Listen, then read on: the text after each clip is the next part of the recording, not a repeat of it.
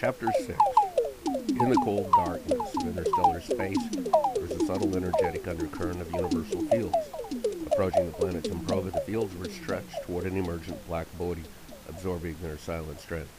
When the craft immediately made planet fall atop the Higgs Masonic Grand Temple, one grim-visaged stealth Reaper robot appeared through a vanishing temple non-security wall, levitating into the hall of the Higgs Masonic King.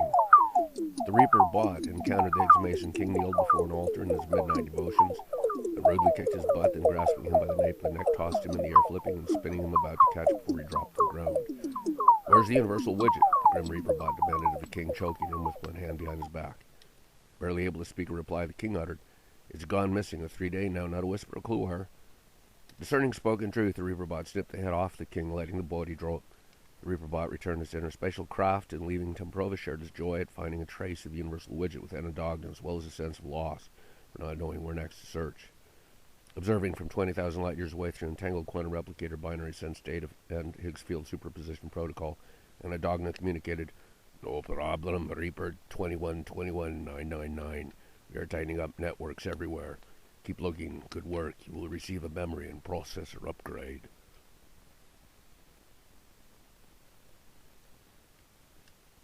Chapter 7. We stopped our late dinner in the afternoon when Yvonne received word from Abby Waden that the Higgs Mason King of Temprova had been assassinated with his head clipped off. That news changed our itinerary. Some obscene power was evidently interested in finding or obscuring the missing Universal Widget trail enough to select a wiping clean of principles associated with its policy. We could pay a visit to Temprova, Patrick, though the artificial intelligence search for technology improvement anomalies around the galaxy has turned up some interesting data. Good. What is it? There are 230 possible crystal structures, not including extra-dimensional superposition states of temporal decoherence. I needed to say temporal decoherence and superposition states. That seems about as improbable as our entanglement. Beautiful, isn't it? It works. Superpositioning temporal structures in extra dimensions through rotational time symmetry breaking allows compound structures to flow superposition phenomenally. Wonderful. That sounds good enough. She looked at me sideways for a moment before saying, "So that analogy is basically representational of group theory matrix schematics of the appearance of anomalous inventions on planets around the galaxy the past 50 years or so over a region comprising thousands of light years. Space-time curvature quantities locally near the accurate planets collectively form group structures one can visualize together as select killing roots of light groups. So you might infer that could be our best positive trace to space-time coordinates of acts of the Universal Widget. Terribly interesting, Yvonne, and a better method of data acquisition than snipping regicide. So what do you make of that?" Pat, because nominally it's an intentional design and the IQ phenomena required to develop such numerous inventions at so many permutating locations is above any known historical occurrence, the inference of the existence of an anomalous intervention is nearly unavoidable. Is the pattern configuration semiotically a meaningful mathematical or physics symbol, or could it be something functional for itself? The last point is interesting to consider. Exploiting select gravitational features in space-time warp as if they were some kind of atomic phenomenality, such that it could be designed with group theory, might create an unconventional compound structure. There are more possibilities, such as the cumulative effect of invention-enhanced planetary economies in select space parsecs, the leavening of the bread effect, as it were.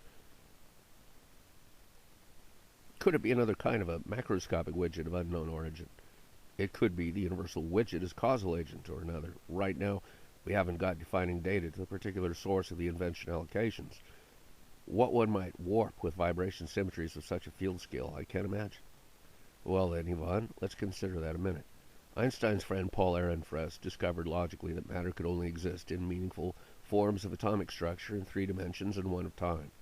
With fewer or greater than 3 spatial dimensions, complex organic life just couldn't develop. Logically, however, there ought to be an infinite number of dimensions of infinite size, and an infinite number of dimensions of finite size, varying a little from every other comparable to Lie group geometry variations.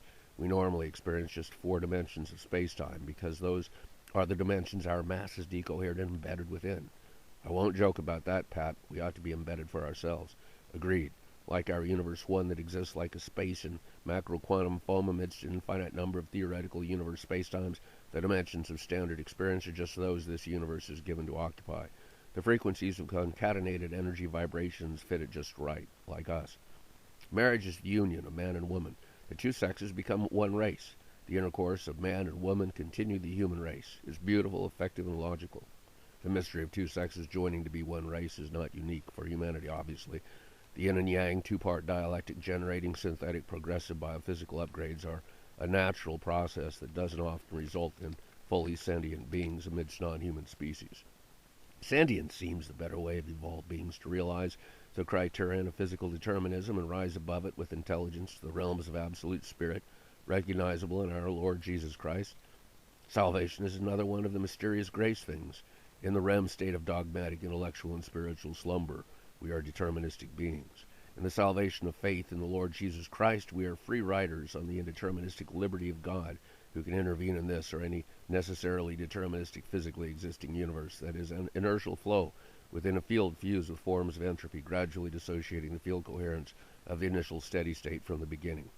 Yvonne, since any energy actualized here must conform or grow into the Higgs space-time matrix, the form energy takes is determined by the fundamental field criteria it flows in.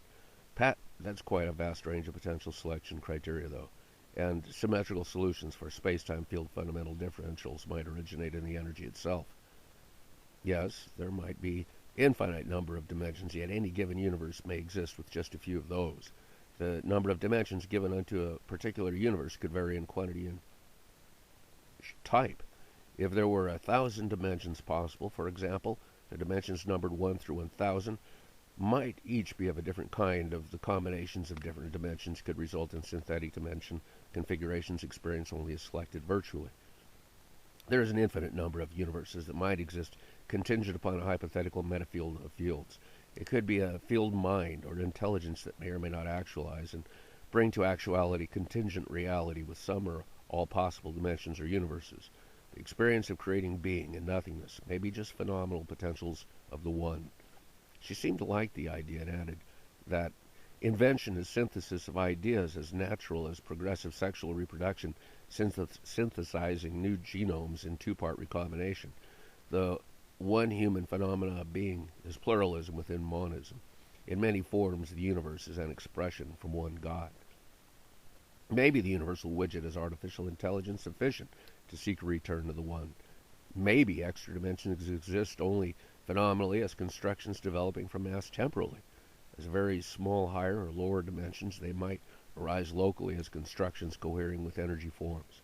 The Universal Widget, too, may phenomenalize every form possible in 3 dimensions of space and 1 of time from higher U1-dimensional topology differentials.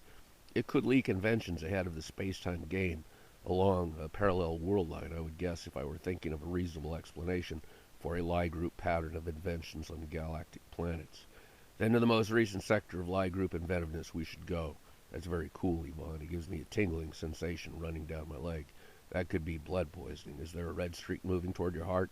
Nothing's moving that way besides the metaphor. There's no space for anything else in my heart than you. What planet is the most recent location for the surge of inventions?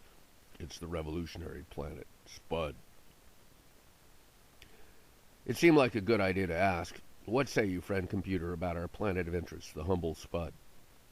The disembodied stereophonic voice emanated from a hat CPU provided a new mash. Spud is a nice little designer planet that revolted against the faggot vampire clan of Overworld. Thoughtful revolutionaries since the first American Revolution know that it's easier for a large, distant continent or planet with remote colonial rulers from a small clump world to revolt than vice versa. Spudolians with irresistible logic built up the Spud ecosphere with unconsolidated orbital mass such as asteroids from the Rangestar system until Spud was much larger than the Fagovam ruling clan's cavern carved in a large cold interstellar comet 3 light-years away. Though the Spudolian lumpen proletariat logic was somewhat uneven, clumpy, and circuitous, the basic principle was singly effective. Faggot vampire enforcer energy cost logistics for travel to quell Spudolian revolutionaries was too high to support protracted war against the revolutionaries. Spud was just one of many worlds the faggot vampires had subdued for the business of extracting precious bodily fluids delectable for vampire consumers across the Fagovam exotic blood market. The faggot vampire ruling cavern on Overworld was concerned with many planets. Like the decline of Europe's Roman Empire, the faggot vampires found hedonistic pleasures demanding more and more of their time. Effective governing exploitation of their blood slaves that ought to have been kept in the dark like mushrooms fed political manure, and grown into spineless subjects was mismanaged, allowing insurrection. Yvonne, the Spudolian situation reminds me a bit of the Earth Passion play. God visited lost Earthmen. The Lord came as a humble servant to those Jesus Christ would save. Imagine being the author of reality and deciding to experience a play one writes as a character in it. None in the play realize reality is contingent reality. Reality seems final and terminal, with nothing following its end in entropy. Not even the Son, Jesus Christ, kept immediate omniscience on earth, though he had a direct relationship with the Father. Yet the author of reality in the play has no need to appear as a king or powerful ruler, simply to understand existence from his character's point of view. His appearance was just to offer ethical guidance and a way to overcome the failings of humanity that are original and subsequent. They could look toward the future with salvation provided by the God. The appearance of the Universal Widget on Spud and elsewhere is not a comparable paradigm of authorship to that of the Lord Jesus Christ, appearing to offer a way of salvation to God's creations. Yet it is something like a superior being bringing inventions and hope to the doped and decaying worlds, over-consuming their finite resources materially and intellectually. Spud certainly has had its share of trouble lately. At least Fagovam rule was overthrown and forced out. What do you think the Universal Widget might be for itself? It's probably some sort of membrane of membranes emerging from one-dimensional infinite reduction in the infinity of membranes constructing n-dimensional structures. So it could be quite small. If it is implicitly transcendent of inertially evolving energy force mass structures in the field of entropic motion, it could have a will-directed scalar field. That is, it might not be like a cleverly packaged assembler language of creation of logically possible physical forms with finite potential to actualize or evolve with determined permutations. Well, I wouldn't think it's too limited or fixed in scale, Pat. If any particular element of the Higgs field that temporalizes in the steady state of decoherence could be entirely for itself, and not to be the Universal Widget.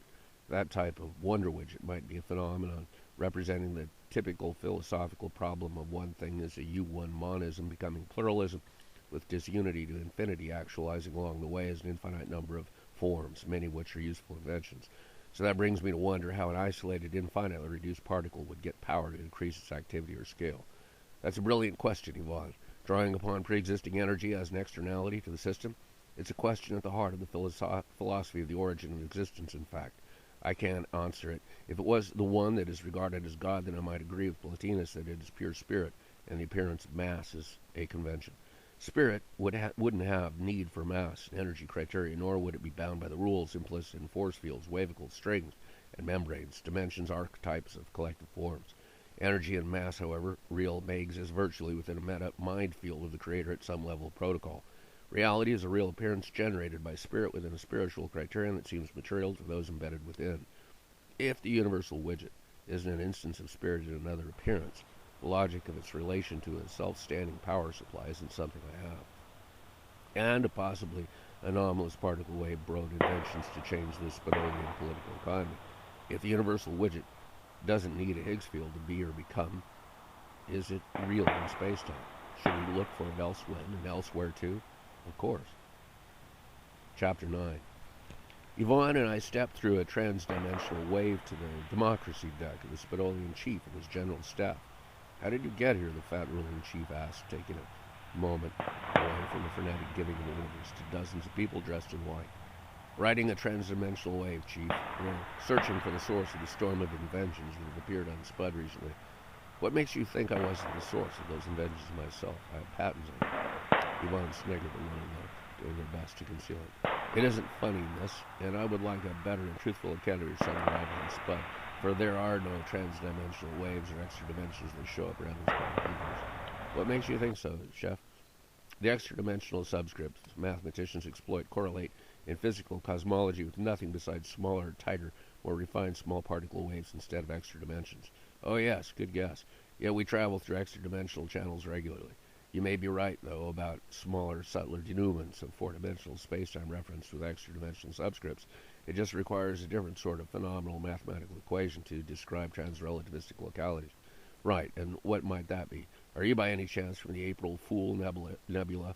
I've got a war to conduct. A war? That's bad timing. Have the Fagovam returned to dispute the liberation of Spudolians? Exactly. I need to vet you both right away. Lieutenant Plexlith, take these tourists for debriefing. She did directly. Lieutenant Plexlith, was a tall, buxom blonde who wore a cute naval uniform with a short skirt. Spud has just no large bodies of water, so the attire seemed a little ostentatious. She was, however, quite efficient at leading us out of the chaos of the Spud Military Command and Control Center to an office prison interrogation cell. It was decorated with contemporary fashion, suitable for a baseline catalog. We reclined in static-free air chairs and were about to get a standard alien probe confirming our human content. I asked the lieutenant before she began the inevitable 20 questions. What is it about the chief that brought him to leadership of the Spadolian Liberation Army? The interrogation exec answered, apparently unconcerned about potential security issues. The chief developed his independence as a reformist house repainter and PhD candidate who never made real social progress because of the stealthy Fagavam sanctions purchased by Satan PR and the old regime. He grew to become a non-commercial revolutionary working to overthrow the Fagavam dynasty. So here we are. Now, about your reasons for visiting Spud at the start of this new conflict with the returning Fagavam. A wonderful Universal Widget product generator and reformer has gone missing without an explanatory trace of causality from a Higgs Masonic temple. With some luck, in our investigation to find the Universal Widget, we discovered a galactic pattern of anomalous inventions in this part of the galaxy that could be attributed to intervention by the wonderful Universal Widget. Spud is just the most recent planet found with anomalous inventions along the arrow of its space-time. We were hired to find and return the widget to the temple of its Higgs Mason inventor, Terra Telemon. Then you are mercenaries. No, not at all. I'm a philosopher from Mars of the Copernicus system named Patrick Voevoda, and this is my quantum-entangled mate, Yvonne. She is an extraordinarily perceptive anthroxenopologist.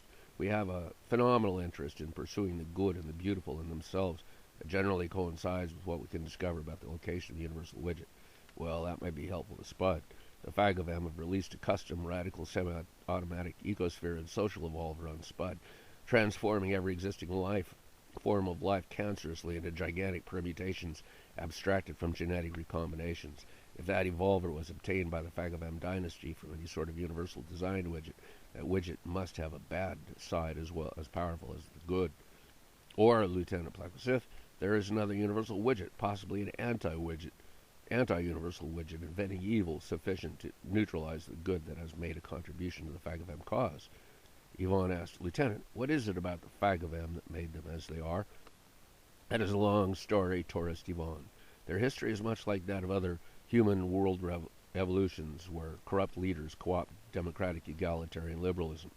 With macro-propaganda power, every economically and socially evil act could be made to seem good. Bad social economy and the exploitation of the poor with the expropriation of national accountability becomes the norm. Life extension technologies, in the particular case of the Fagavam, led to development of large, high-volume, ruling-class penetrator extractor penis tubes used to remove the insides of lower-class prey. Fagavam desire for power and advanced medical technology supported pursuit of costly to others' pleasure and health evolutions. Phagotechnologists developed direct feeding on prey with instant energy drinks with no excreting required. Fagavam digestion tracts were removed and replaced with necessary food and chemicals for health, extracted from human prey and converted through a microbio machine for infusion into Fagavam blood. The Fagavam penetrator suction penis intake filters operates at an orgasmic pitch during the process of prey nutrient extraction. Feeding and sexual pleasure are synthetically coupled with reconfigured brain circuits. The Fagavam evolved stimulant rewards to evolve more prey input, with more feeding increasing body mass faster. The Fagavam depleted the food supply on their own planet first and left for galactic space, building comet core caves and claves and other media reaching the Spadolian parsec a century ago. The wars with the Fagavam are costly in blood and treasure. You seem swell enough, Voevoda.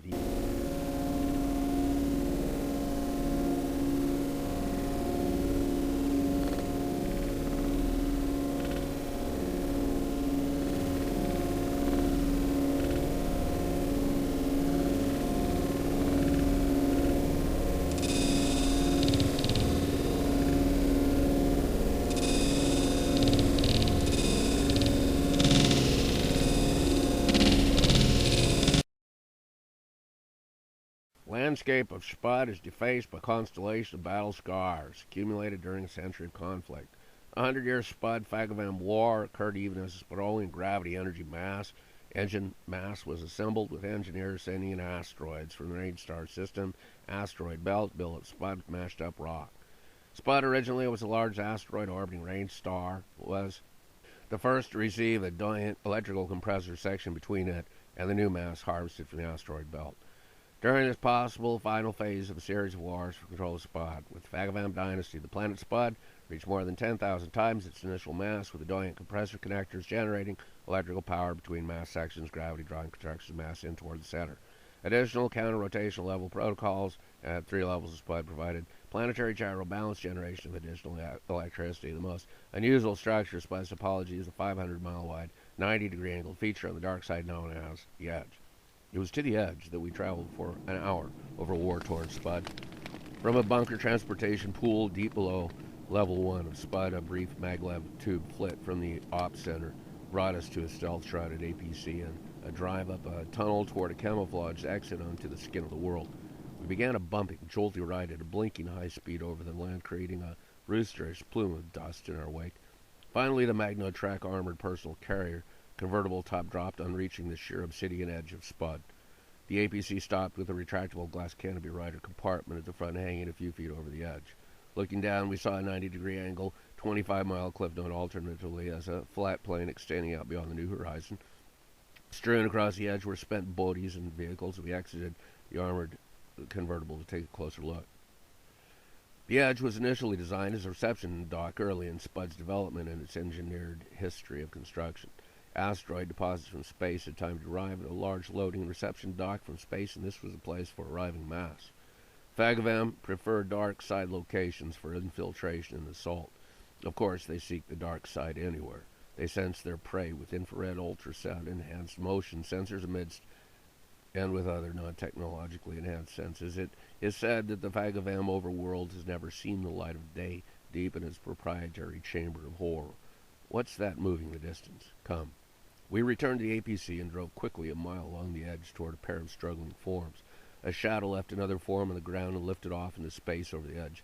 A green laser rifle flashing from the APC reached the moving shadow, flaring it up with a bright yellow-green flash before it stopped and dropped to the ground. The APC slowed when it reached the first form. We got out to look. This dead soul was Spudguard. That pile shot down in the distance was Phagavam. Phagavam attacked in stealth from 360 degrees in 4 dimensions, remaining nearly invisible until input gorged from the inside of their victims' colors their transparence. The Phagavam was sucking the organs and hormones from the guard through its penis extractor. It was in orgasmic obsession until we approached and reluctantly detached. The better time to defeat them is during feeding. Let's go take a look at the Phagavam. You will want to see the adversary firsthand.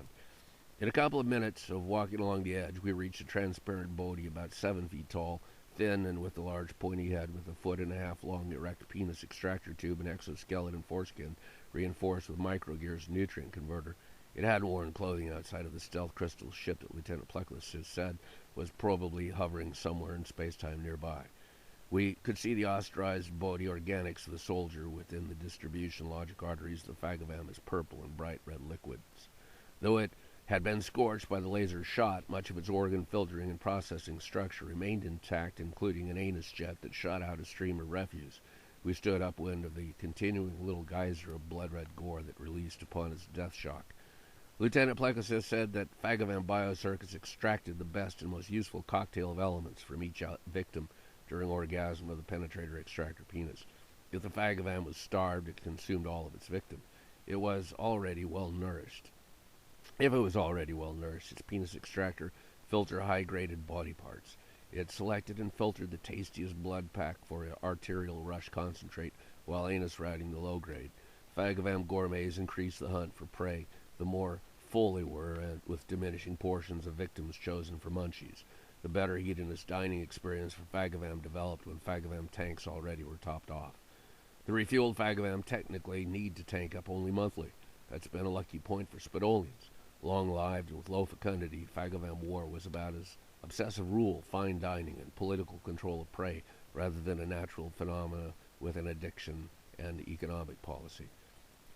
Yvonne was curious about how Phagavam reproduced, since the traditional methods were made over into nutrient extraction devices for pleasure. Lieutenant Pleckless replied to her query. The Phagavam have no male or female reproductive organs, having long ago made the exoskeleton extractor penis penetrator common to both sexes. It is believed they reproduce rarely through laboratory means of recombinant cell growth. since they filter out compatible stem cells during their extractions and edit them into their own body architecture. With nanolabs, there isn't a basic requirement for body replacement, Yvonne. They morph what DNA they calculate would enhance their hedonist pleasure. Sex, fast food, and med therapy all at once. It's easy to understand why that sort of ruling class developed, Lieutenant. Power corrupts, and absolute power corrupts absolutely. Yvonne said while we followed the lieutenant back to the APC collecting the mortal remains of the slain Spud guard from the outpost on the edge. The lieutenant drove to a fortified frontier Ostrog observatory defended with invisible reactive sonic waves and EMAG screen deflectors. We brought our own weapons for the APC to the Spartan fibercrete structure. Lieutenant Plekosa explained the purpose of an unusual, sophisticated four-dimensional illusion pool in the heart of the Ostrog. The black glass of the Ostrog was opaque to Phagovam sensors. The device reached out beyond the edge into the space-time beyond Spud in the range system with faster-than-light quantum entanglement gravity mirrors. While the Spudolian chief may not believe in the reality of extra-spatial dimensions or the Universal Widget much, his scientists and engineers hadn't neglected to take advantage of gravity's light speed, probability wave entanglement in normal spacetime and its foundation in a hyperdimensional foundation of quantitative mass quantum entanglements reciprocated from the steady state. It provided information about the presence of anomalous mass entering the parsec toward Rangestar and Spud from light years away. If it was an extravagant defense device for the defenders of the planet Spud, it was also a remarkable invention that not common on baseline worlds, arms markets, and likely a spin-off from a Universal Widget intervention. Though the Phagovam couldn't look inside the Ostrog with sensors, they knew its location